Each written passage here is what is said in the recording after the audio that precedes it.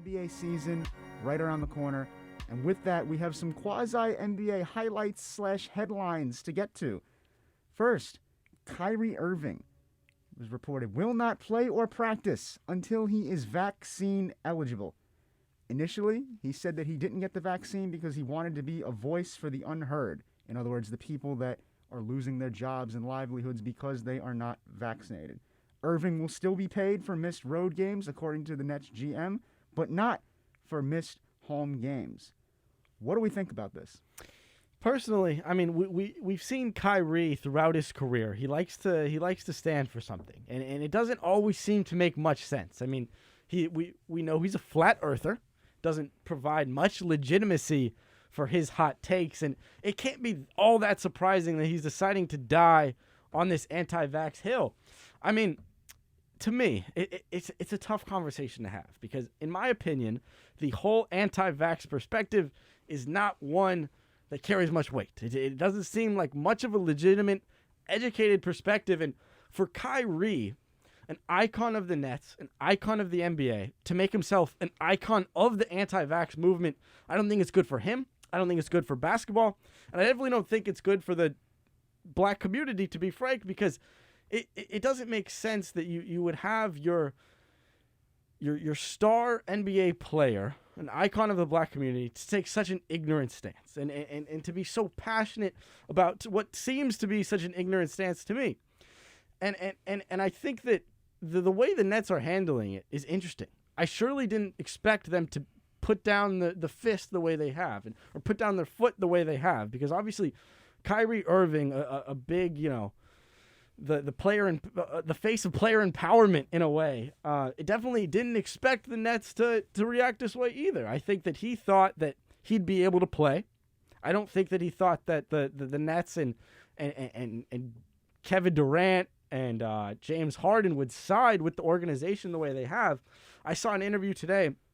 James Harden addressed the media. He said, we kind of had that, what a coach says when they lose their star player, kind of like we got to deal with the guys that are in the locker room, and we're moving forward with the guys that are in the locker room. But he didn't seem like he respected Kyrie Irving's opinion, but I wouldn't say that Kyrie Irving has the backing of the Nets players here, of his peers, which is important because the relationship between the Nets and Kyrie can be very different if the other two star players in James Harden and Kevin Durant were to take more of the Kyrie Irving anti-vax, this is my right stance. Obviously, they're both vaccinated. They both feel that it is a safe decision to get vaccinated, and they don't feel that there's really much to gain by dying on this hill. And I think it's just another episode of the Kyrie Irving saga, and I can't be all that surprised, but at the same time, the Nets are a much worse team without him. And when you have teams like the Lakers who have a legit big three in LeBron, AD, and Westbrook, I think you need a big three coming out of the East to match them with Kyrie. And, he's hurting himself and he's hurting his team a good bit. Gotta love Sean Marks' response to this. I thought it was quite interesting. Almost as if to say, thanks, but no thanks. Sean Marks saying that we respect Kyrie Irving's decision to do what he feels he has to do, Mm-hmm. but at the same time, they don't feel that way. The organization clearly feels that they don't want to have to deal with whatever baggage Kyrie is going to carry into the season because of this vaccine. Mm-hmm. And with good reason. As you said, this Nets team could legitimately compete for a championship, with or without Kyrie. You still have James Harden. You still have Kevin Durant, Joe Harris, someone that could be in the spotlight more now that Kyrie is gone. Mm-hmm. I look at this situation, and it just is a total head-scratcher to me as to why Kyrie is doing it. For his career, he's been quite the contrarian. Mm-hmm. Always taking a stance that goes against the popular school of thought, always doing one thing or another that has media, the fans, and others scratching their heads, which is something we'll be doing a lot of with this situation. One thing I do want to note, he said he wanted to be a voice for the unheard. I'd like to dive further into that and what exactly he means, because he's trying to say that it's not right that people are losing their livelihoods because they are unvaccinated. Now, according to an article from MarketWatch, Kyrie could lose $15 million if he doesn't get vaccinated.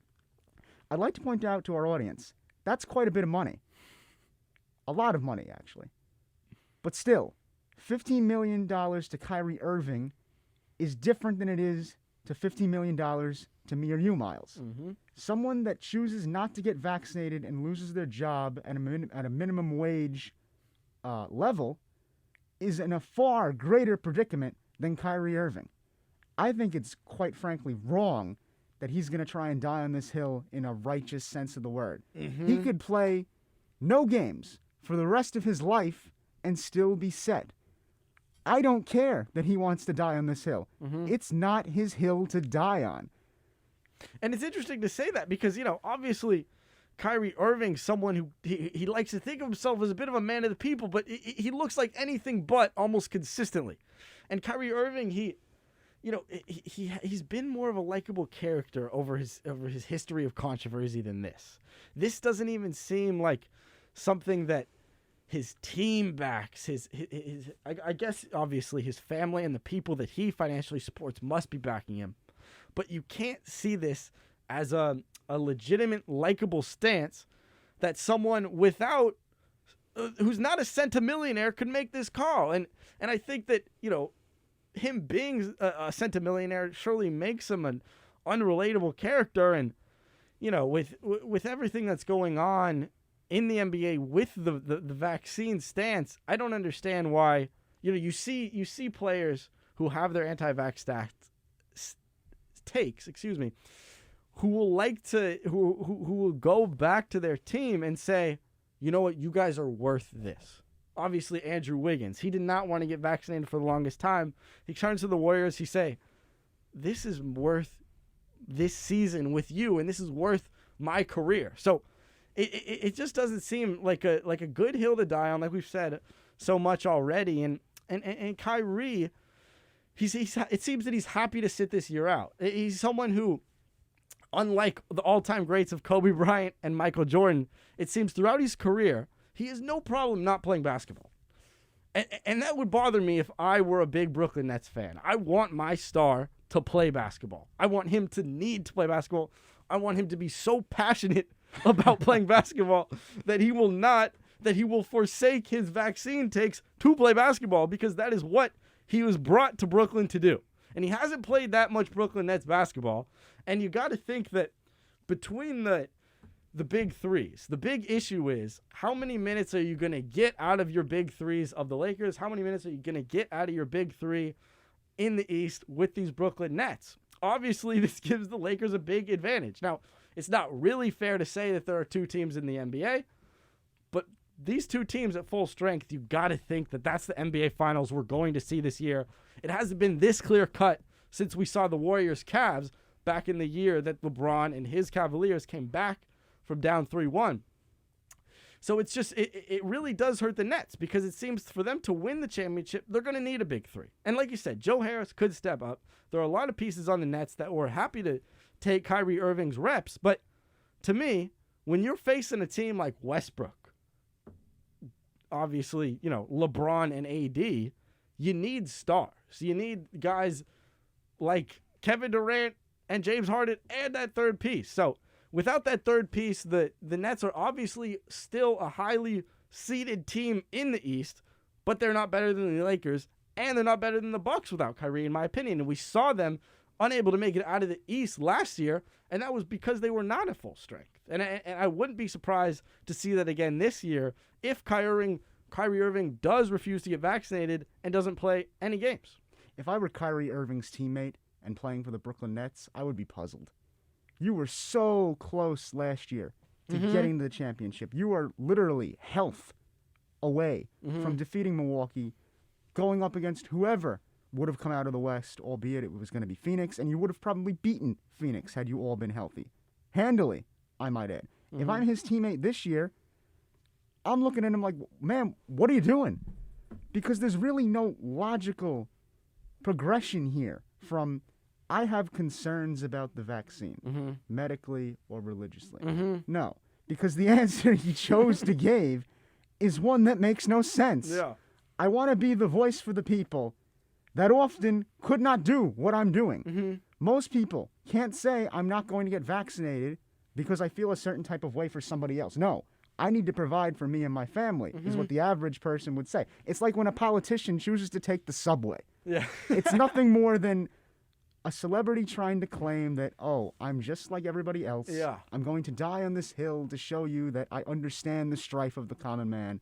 And for that reason, man, oh man, are we going to have a lot to look forward to with this Kyrie Irving saga, because I have a feeling it is far from over. And to me, Kyrie Irving doesn't seem like too sympathetic of a character. Definitely not a sympathetic enough character to be the guy who wants to be the voice of the people. He's never struck that chord to me whatsoever. Kyrie Irving seems like about as privileged as an NBA player could be. He's not the average seventh man, and he sure isn't. I mean, he's an NBA All-Star year in and year out, who's had one of the wealthiest careers, young careers that he could have in his few years. So, I mean, I just don't get it, and I think the whole argument of him saying that he's a voice of the people is completely false. I think that even Kyrie Irving, frankly, knows that that's a little bit of a fraudulent argument. I mean, it just doesn't seem like too believable. If I'm being real, I understand if he's skeptical of the vaccine. As a black man in America, you would have a different attitude towards your government, towards everything, and I get that I can't fairly comment on what it would be like to have his life and his experiences. That being said, I just don't understand why you would want to make up this seemingly false excuse to be the voice of the people. I don't think Kyrie Irving wants to be the voice. I don't think his family sees him as the guy that, oh, Kyrie Irving is legitimately trying to be the voice of the powerless, unvaccinated people throughout America. I just don't buy it. A lot to digest.